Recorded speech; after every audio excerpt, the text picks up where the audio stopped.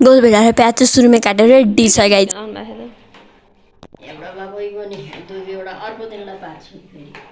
hello guys so आज हाम्रो आमाले बनाउँदै हुन्छ पास्ता र चाउचाउसँगै उहाँको रेसिपी हेरिदिउँ न त होइन यो भाँडा छ नि यसलाई चाहिँ हाम्रो घरमा चार हाँडी भन्छ कि हजुरहरूकोतिर के भन्छ आई डोन्ट नो होइन सुरुमा उहाँले हाल्नुभयो गोलभेडा हाल्दै एकछिन चलाइसकेपछि साइडमा पास्ता पनि थियो सो त्यो पास्तालाई चाहिँ पखाल्नुभयो पखालिसकेपछि यहाँनिर मैले चाहिँ आँप काट्दै थिएँ आमाले उता खाजा बनाउँदै हुन्थ्यो म यता आँप काटिरहेको थिएँ अनि यो चाहिँ मसला हालेको अब यो चाउचाउ हाल्नुभयो चाउचाउ हालेर यसलाई मजाले उम्लिन दिनुपर्छ अनि यता उम्लिँदै गर्छ यता हाम्रो आमाले चाहिँ आँप भाग लगाइदिँदै हुनुहुन्थ्यो क्या अनि त्यसपछि यो मजाले बग उम्लिसकेपछि चाहिँ यो पास्ता पनि हालिदिने पास्ता हालेर मजाले चलाउने यो चाहिँ चाखला भनेर उहाँ दिँदै हुन्थ्यो मैले पनि चाख्दै एकछिनमा उहाँले अहिले आँप खाँदै हुनुहुन्छ